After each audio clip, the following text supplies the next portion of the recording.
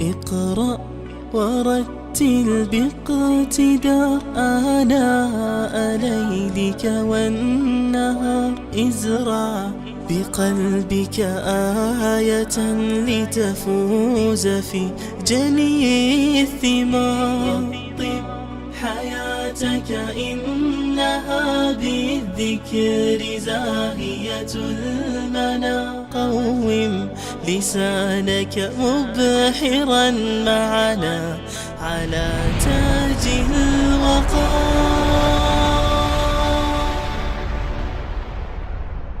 اقرأ ورتل باقتدار آناء. بسم الله الرحمن الرحیم. الحمد لله و الصلاة و السلام علی رسول الله صلی الله علیه و سلم. دوستان عزیز، بازم جای سپاسگزاری به خالق متعال شکر میکنیم یا الله که بر ما باز هم فرصت دادی که میزبان دوستان عزیز ما در مائده فهم عقیده در پرتو قرآن و سنت باشیم. سروران عزیز، عقیده بسیار مهم است و ایمان بردن بسیار سخت است. از این خاطر انسان باید در قسمت عقیده بسیار دقیق باشه. میم به مرحله دیگه از مراحل آخرت که برزخ است. برزخ دوستان عزیز در زبان فاصله بین دو چیز میگن. بین دو چیز وقتی فاصله می باشه ایره برزخ میگن و در اصطلاح عقیده اسلامی برزخ همون فاصله است که بین زندگی دنیا و در بین روز بعث است. این فاصله که ما در قبر می باشیم یا کاملا برزخ ضرور شرط نیست که ایده قبر باشه، ولو که یک انسان گرگ خورده باشه، یک حیوان درنده خورده باشه و یا یک حریق شده باشه، به هر صورت و یا در خاک ذوب شده باشه، به هر شکل در هر جایی که باشه، اینمی برزخ است که یکی از زندگی هایی که ما داریم بعد از زندگی دنیا زندگی در عالم برزخ است. برزخ دلایلش در قرآن عظیم الشان برزخ ثابت است که حتی اذا جاء احدهم الموت قال رب ارجعون لعلی اعمل صالحا فيما تركت كلا انها كلمة هو قائلها و من ورائهم برزخ الى یوم یبعثون. اینجا میبینین در این آیت 99 و 100 سوره مؤمنون و من ورائهم برزخ، اینجا میگه و در عقبی از اونا برزخ است الی یوم یبعثون، تا روزی که مبعوث میشن. پس بعد از زندگی دنیا آغاز مثلا سکرات الموت، بعد از سکرات الموت وقتی که روح قبض میشه اینمی عالم برزخ است تا روزی که انسان چی میشه؟ تا روزی که بعث میشه. زندگی برزخ چی خصوصیت ها داره؟ یکی از خصوصیت های مهم زندگی برزخی است که زندگی برزخ مربوط غیب است. بنابراین ما زندگی برزخ نمیتونیم که با تمام تفصیلاتش رو بفهمیم، به خاطر از اینکه زندگی برزخ مربوط غیب است. فقط چون مربوط غیب است ما آنچه که در قرآن و سنت ذکر شده به شکل توقیفی او را چی میکنیم؟ میفهمیم. و شیخ محمد حیدر یک عالمی است که در رساله دکترای خود نوشته میکنه که هنگامی که مردم در امور غیب عقل خود را حکم قرار دادن، طائفه ها، فرقه ها و جماعت های مختلف ظهور نمود که هر کدام ادعا میکنند که به حق رسیدن. یقینا که آنها بسیار بعید رفتند و بر الله و رسولش افترا نمودند. یعنی عالم میگه که موضوع برزخ که است مربوط به عالم غیب میشه. بنابراین در اینجا انسان باید تسلیم شود به شکل متوقفی و کسانی که در مسائل برزخ از عقل خود کار گرفتن و خواستن ایره با دلایل عقلی و حسی و ایگپا سرزی بحث بکنن، مردم به گروه ها و طایفه ها و یا چی شدن؟ تبدیل شدن. دیگه موضوعی است که عذاب و نعمت برزخ که است تنها در قبر نیست. یعنی علامه ابن ابی‌العز حنفی رحمت الله علیه میگه که وعلم ان عذاب القبر هو عذاب البرزخ فكل من مات وهو مستحق للعذاب ناله نصیبه منه قبر او لم یقبر. میگه این کسی که مستحق یک عذاب باشه این نصیب خود از او عذاب میگیره که دفن شوه و یا دفن نشوه در قبر. اکله السباع او احترق حتی صار رمادا، یا ایره خورده باشه سباع درنده ها، یا مثلا حریق شده باشه حتی صار رمادا و نصف فی الهواء و ای در هوا پراگنده شده باشد، او صلب او غرق فی البحر، یا در صلیب یا غرق در هوا شده باشه. به هر صورت وصل الى روحه و بدنه من العذاب ما يصل الى المقبور. اونم عذاب میبینن مثل که همون کسی که در قبر باشه اونا هم این عذاب میبینن. پس عالم برزخ تنها در قبر نیست، ولو که انسان حریق شده باشه و یا مثلا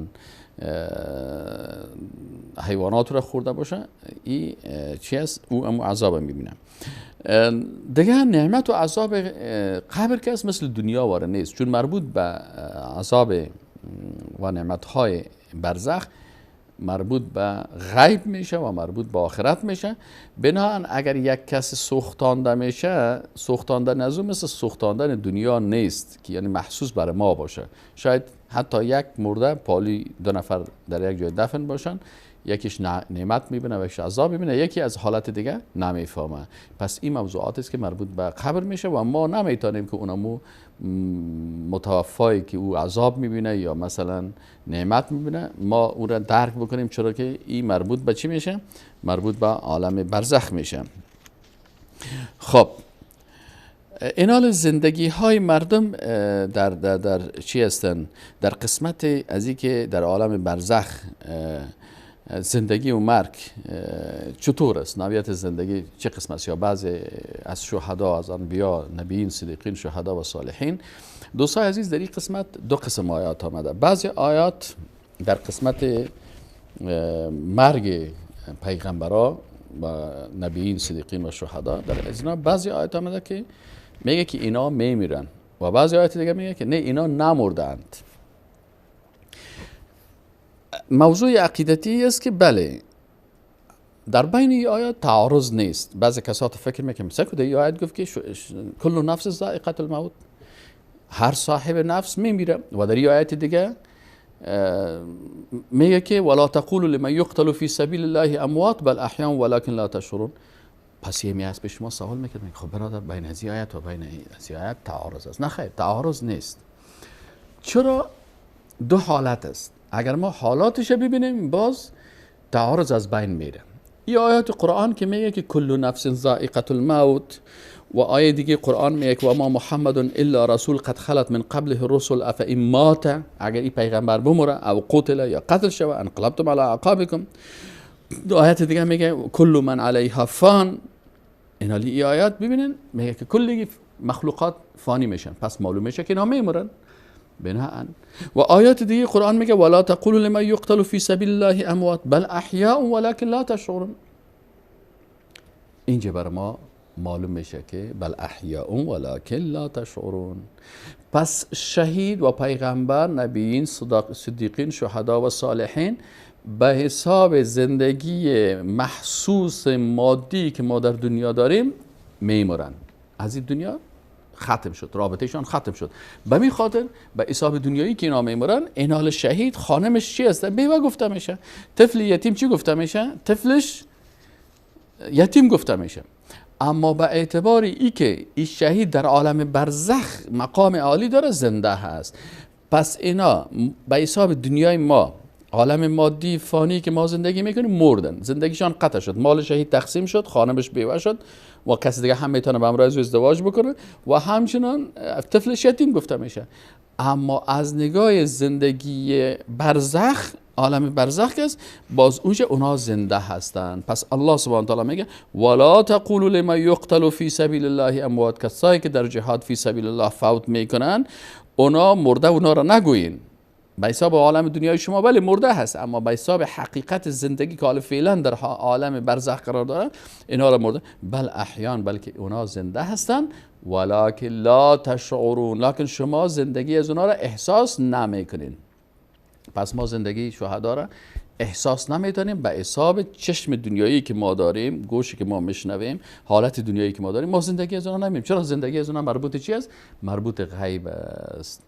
متوجه شدن؟ در اینجا ولا تحسبن الذين قتلوا في سبيل الله اموات، میگه یارم محاسبه نکنین کسایی که، گمان مکنین کسایی که قتل شدن در فی سبیل الله، در راه جهاد فی سبیل الله، اینا به شهادت رسیدن، یارم مردگان نگوین. بل احیاء، بلکه اونها زنده هستن. عند ربهم، در این جنه عند ربهم، در عالم برزخ، اینا در باغهای جنت و در اونجا چی میشن؟ عند ربهم یرزقون، رزق داده میشن. پس اینجا آیات بر ما اینو بیان میکنن. مطلب دیگه که باید این راستا فهمیم که زندگی ها سه قسم است. یکی زندگی دار دنیا هست، یکی زندگی دار البرزخ است و یکی زندگی دار القرار است. این سه قسم زندگی هستن. به این اساس میتونه که چی هستن؟ اول شهدا به حساب زندگی اول که زندگی محسوس دنیاست وفات کردن، متوجه شدن. اما با اساس زندگی برزخ اونا چی هستن؟ زنده هستن. پس او آیت که میگه اونا فوت کردن به حساب دنیای محسوس، بله فوت کردن، و به حساب ازی که مثلا زندگی برزخ اونا زنده هستن و ما زندگی از اونا میگیم ولکن لا تشعرون. خب در عالم برزخ ارواح انسان ها در جاهای مختلف می باشن. اینال در عالم برزخ ارواح در کجا می باشن از انسان ها؟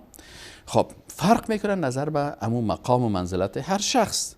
اولش ارواح پیغمبرا هست که در ملأ الاعلا می باشن، ارواح پیغمبرا. و دوم ارواح بعضی از شهدا. بعضی از شهدا در کجا می باشن؟ بعضی از شهدا در جاغور پرنده های سبز رنگ است. ببینید در حدیث شریف چی میگه؟ در حدیث شریف میگه که قال رسول الله صلی الله علیه و سلم لما اصیب اخوانکم باحد جعل الله ارواحهم فی جوف طیر خضر ترد انهار الجنه.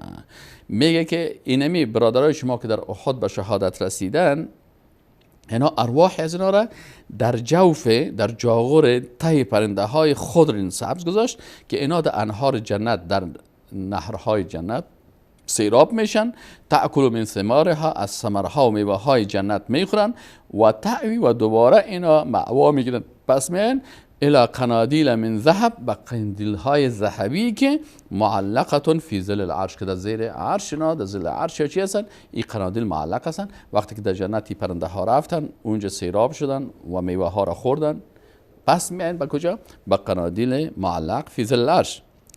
فلما وجدوا طیب مأکلهم و مشربهم و مقیلهم، وقتی که اینا اما خوبی خوراک و نوشیدنی ها و استراحت خدا یافتن، قالوا من یبلغ اخواننا عنا احیا، کی بر برادرای ما میرسانه که ما زنده هستیم؟ نرزق لئلا یزهدوا فی الجهاد، میگه که اونا باز در جهاد چی نکنن؟ زهد نکنن، دوری از جهاد نکنن، به شکل از اشکال خود خلاص نکنن.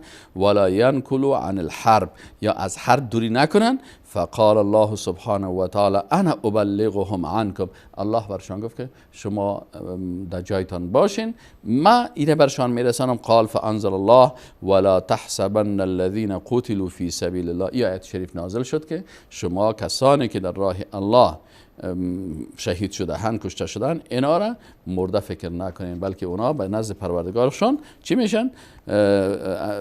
اینا را مرده، بل احیاء عند ربهم یرزقون، بلکه نازنده هستن پیش پروردگارشون. سوم ارواح خارج بهشت است. یک تعداد از شهدا هستن که در چی میباشن؟ در خارج بهشت میباشن. خب اونا ارواحشان در نهرها و چیزای جنت میره. قسم سوم ارواح هستن. اینا کی هستن؟ عن محمد بن سلمه احمد بن حنبل در مسندش در حدیث 19077 روایت میکنه که محمد بن عبدالله بن جحش رضی الله عنه گفت که ان رجلا جاء الى النبي صلی الله علیه و سلم فقال ما لي یا رسول الله ان قتلت فی سبیل الله. گفت که یا رسول الله اگر ما در راه الله به شهادت برسم، قال گفت الجنه، بر تو نصیب چی است؟ رسول الله گفت که جنت است. فلما ولى، وقتی که میگه این صحابی روی خود دور داد، قال الا الدین، میگه گفت که بغیر از دین سارنی به جبریل علیه السلام آنفا، گفت همیل دستی جبریل علیه السلام آمد و بر ما گفت که او شهیدی که در راه الله شهید میشه به شهادت میرسه فی سبیل الله، در جهاد فی سبیل الله، پس این شخص در صورت که دیندار باشه باز این ارواح از در کجا می باشه؟ دیندار که باشه این در دروازه های جنت، این داخل جنت شده نمیتونه، پیش دروازه جنت می باشه. یک تعداد چهارم ارواح است که به شکل پرنده آویزان شده در درختان جنت. کعب ابن مالک از رسول الله صلی الله علیه و آله روایت میکنه که فرمود نسمة المؤمن طائر یعلق فی شجر الجنه. روح مؤمن مثل پرنده می باشه که در درختی از جنت آویزان می باشه، حتی یرجعه الله الی جسده یوم یبعثه، تا که الله به جسدش در روز بعث چی کنه. رواه مالک و احمد و النسائی. احمد و نسائی اینا کلشان اینو چی کردن؟ روایت کردن و شیخ البانی در سلسله صحیحه گفته که این حدیث صحیح است. پنجم قسم ارواح حبس در قبرها و زمین می باشند. حبس در قبرها و زمین می باشه. بعضی از ارواح هست که اونا در قبرهایشان چی می باشن؟ محبوس می باشن. و ششم قسم از کسایی که در تنور زناکارا می باشن، العیاذ بالله، ارواحشان می باشن که در یک حدیث بسیار طویل است که در این راستا چی شده؟ در این راستا بیان شده که ارواح از اونها حدیثی که پیغمبر صلی الله علیه و آله میره و بالاخره برش حالات مؤمنین و گناهکارا و غیر اینا نشان داده میشه. باز یک جای میبینه که یک تعداد ارواح هستن که در تنورهای از آتش هستن و این ارواح اونم مردمای گناهکاری هستن یا زناکارایی هستن که در اینجا میباشن. خب بالاخره بعد از عالم برزخ نوبت میرسه به قیامت. و قیامت در حقیقت دو قسم است، یکی قیامت صغرا هست و یکی قیامت کبرا هست. خب قیامت صغرا مرگ انسان است. در حدیث شریف عن عایشه رضی الله عنها قالت کان رجال من الاعراب جفا یأتون النبی صلی الله علیه و آله فیسألونه متى الساعه. میآمدن از رسول الله پرسان میکردن که قیامت چه وقت است؟ فکان ینظر الی اصغر فیقول ان یعش هذا لا یدرکه الحرم حتی تقوم علیکم ساعتکم. گفت اگر این زنده باشه تا وقتی چی است و برازی حرم نرسیده باشه تا ای که بالای شما ساعتتان میه، یعنی قیامتتان میه. و در اینجا علما میگه، ابن کثیر میگه منظور ختم شدن قرنشان و داخل شدن به عالم آخرت، زیرا هر کسی که بمیرد در حکم آخرت داخل میگرد. پس هر کسی که مرد دیگه قیامت از او چی میشه؟ در حقیقت در قیامت در آخرت داخل شد. و یکی قیامت کبرا هست که قیامت کبرا امو روز است که در او در آن نخستین تمام مخلوقات از بین برده میشن و دوباره باز برای محاسبه و مجازات و مکافات عمل دوباره زنده میشن که این قیامت کبرا هست. و الله سبحانه و تعالی میگه کل من علیها فان و یبقى وجه ربک ذو الجلال والاکرام. و طبعا وقتی که این قیامت میشه در این قسمت سور هست که سور اسرافیل علیه السلام است. و عبدالله ابن عمرو بن عاص روایت میکنه که یک شخص بادیانشین، یک اعرابی به نزد رسول الله صلی الله علیه و آله آمد و پرسان کرد که سور چی است؟ رسول الله صلی الله علیه و آله گفت که او شاخ است، شاخ بزرگ است که چی است؟ در او نفخ یا پف میشه. و در قسمت از این که این نفخ میشه که نفخ فزع هست که و یوم ینفخ فی الصور ففزع من فی السماوات و من فی الارض الا من شاء الله. این نفخ فزع میگن. و یکی نفخ صعق است، فصعق و نفخ فی الصور فصعق من فی السماوات و من فی الارض الا من شاء الله. میموره تمام کسایی که در آسمان ها و زمین هستن الا من شاء الله دیگه. ای و نفخه دیگر نفخه زنده شدن بعد از مرگ است که ثم نفخ فیه اخرى فاذا هم قیام ینظرون. پس قیام میکنن و اینجاست که باز مرحله چی شروع میشن؟ بعث شروع میشه، قیام ینظرون. دلیل زنده شدن بعد از مرگ است. یکی از مسائل اعتقادی همی است که ما مسلمان ها عقیده داریم که انسان بالاخره بعد از اینکه میمیره دوباره زنده میشه. ثم انکم بعد ذلك لمیتون ثم انکم یوم القیامت تبعثون. این باز روز قیامت همگی مبعوث میشن و دوباره چی میشن؟ مبعوث میشن و دوباره زنده میشن. و ای که کیفیت زنده شدن بعد از مرگ قسم است. رسول الله صلی الله علیه و آله که ابو هریره رضی الله عنه روایت میکنن که رسول الله صلی الله علیه و آله گفت که بین دو سور 40 است. گفتن ای ابو هریره 40 روز است؟ گفت نمیتونم بگم، گفت 40 سال است، گفت نمیتونم بگم 40 ماه است، گفت نمیتونم بگم چیزی بگم و همه انسان ها میگه پوسیده میشه مگر یک چیز که به نام عجب الذنب او را میگن. عجب الذنب چی است؟ او را میگن که در آخرین قسمت ستون فقرات انسان یک چیزی هست که او را ما سلول بگوییم یا مثلا به شکل حجره بگوییم که او نه توسط آتش از بین میره و نه توسط آب از بین میره و بالاخره باز مردم در روز قیامت مثل که اونم عجب ذنب انسان امی عجب الذنب کسی میگه موجود میباشه، نه قطعاتش او میسوزه و نه قطع خاک و از بین میره، بالاخره او میگه موجود میباشه و انسان ها در روز قیامت از اینمی مثل چی واره؟ مثل نباتات واره دوباره در روز قیامت به اساس امر الهی اینا دوباره چی میشن؟ دوباره مبعوث میشن. الله متعال ما و شما را توفیق نصیب بکنه که در روزی که دوباره زنده میشیم سعادت آخرت نصیب ما شود و الله ما را توفیق نصیب بده که خاتمی ما با کلمه لا اله الا الله محمد رسول الله شود و روز بحث ما و زنده شدن ما در مقابل خالق متعال روز خوشبختی ما باشه نه روز بدبختی. الله ما را توفیق بده که از تمام شرکیات و کفریات و چیزهایی که انسان به ارتداد میکشونه از این دوری بکنه و السلام علیکم و رحمت الله و برکاته. اقرأ ورتل باقتداء آناء ليلك والنهار ازرع بقلبك آية لتفوز في جني الثمار طب حياتك إنها بالذكر زاهية المنى قوم لسانك مبحرا معنا على تاج الوقار.